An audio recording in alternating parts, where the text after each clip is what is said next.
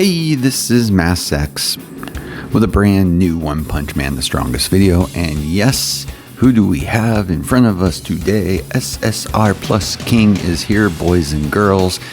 So we're going to talk about this character, going to show some gameplay, going to show even at Octu, even without 5P, how potent the speed is on this character and what this character can do. I'll go ahead and show you where I'm at with my build, as well as numerous other things. So with that, let's go ahead and first take a look at King himself and my build.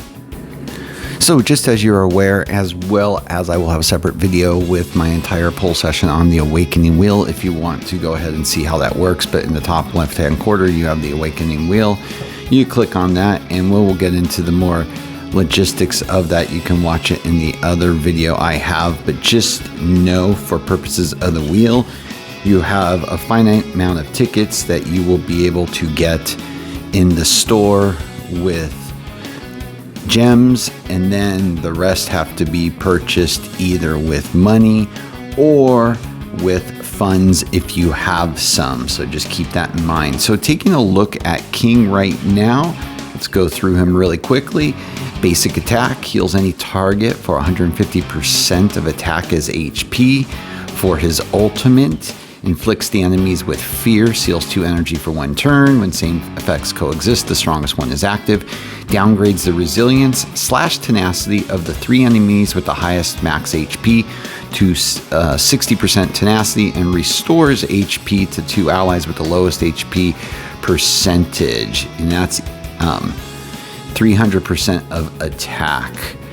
So the passive increases speed by 16%. Now remind you, this is without being 5P or anything else. So this is what you're going to have out of the gate. But it increases that speed by 16% when battle starts, and increases the speed of same row allies to 90% of King only when the ally's speed is lower than expected, and permanently increases the HP by a set amount based on the level of your character. Now, for your Awaken passive, summons 2 drones at the start of the battle, 100% of King's attack and HP, 800% of King's basic attack damage. The drones will take 90% of all damage for King, except emblem skill and damage reflection, until their HP falls below 1%. The drones randomly deal damage equal to 350% attack to an enemy after any character's action up to 2 times per turn. Now, I was able to get my King to level 111. Character skills are at 21. He's limit broken to 5 stars. His Awakened Inspiration is at 2P. Character journey is pretty much done except for the defense. And I'm currently working on the Talents 3. Talents 2 is full at this point. Now for gearing, okay, the exclusive badge I currently have at 4 stars. I would recommend with him gaining as high as possible. That's where I maxed out for now before I ran out of resources. King's Megaphone to go ahead and awaken that passive is not available at this time, but you're going to want to get it if you do get King for what it does. And as we've talked about before, it seals 3 energy, which is beautiful, and pretty much you get that restoration to 4 allies with the lowest HP percentage. Really nice stuff, actually. Good solid character. Now for gearing, you're really going to be wanting to look at Fiery, if possible, Ninja, and of course you can always go back to the normal equips and use Monk until you can get that up. And for buff gears, of course, now for your buff gears, you are going to want to be able to get the triple speed bonus if at all possible, and if you're even super lucky, get an attack percentage on there if you can. But basically you're going to want to go attack, attack, attack all the way around the road. Yeah, and that's kind of it in a nutshell for building out King. But I wanted to go show you something so you see the significance of this character. Now, right here is my speed of Sonic before I did some switch outs, and you can see with Fiery, it has the triple speed buff gear. It clocks in at 1296. Now looking at King without even having 5P, without having any maximization, he's only Awakened 2.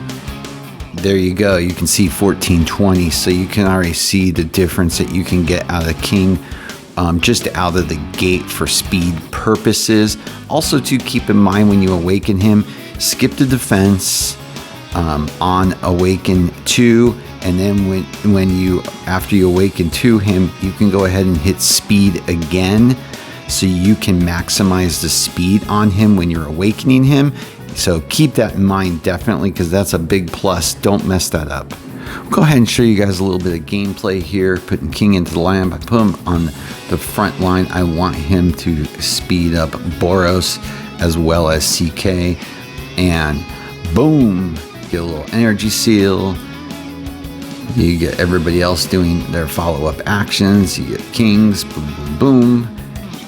And now we just kind of follow through. Now I'm just doing some experimenting right now because you're going to have a duelist if you're going with bomb. I went ahead and left Sonic in because of that charge damage, and he's going to increase that back line to speed, so maybe you're going to be lucky enough to go literally much quicker than your opponent. And that was kind of the goal, but I just wanted to really show King because, again, he's not built up nearly where he's going to want to be, which is basically, like I said, maxing out that 5p. That's going to be key with him. And of course, you're going to want to get all the way through talents, etc. So yeah, it's a big deal. But you can see how good he is out of the gate just with what I've done to him and what he can do.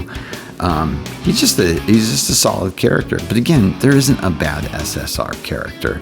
I mean, you know, it is what it is. Just like when the UR characters come out in a year and a half from now, they're all going to be damn good. You know, it's just, they're not going to make crappy characters. You just have to decide what's going to be more important to you. And in the end, you know, King starts off in the wheel, so it does handcuff quite a few people. But if you're lucky enough to get him, he's definitely a good investment. Just really focus on that attack and speed. That's what you really want to base him on. And yeah, now we just get back to our normal battle, which is going to end up being CK against CK. But the good news is you take out the other team first, so you've taken less damage, and hopefully in the end you outlive them, as you can see.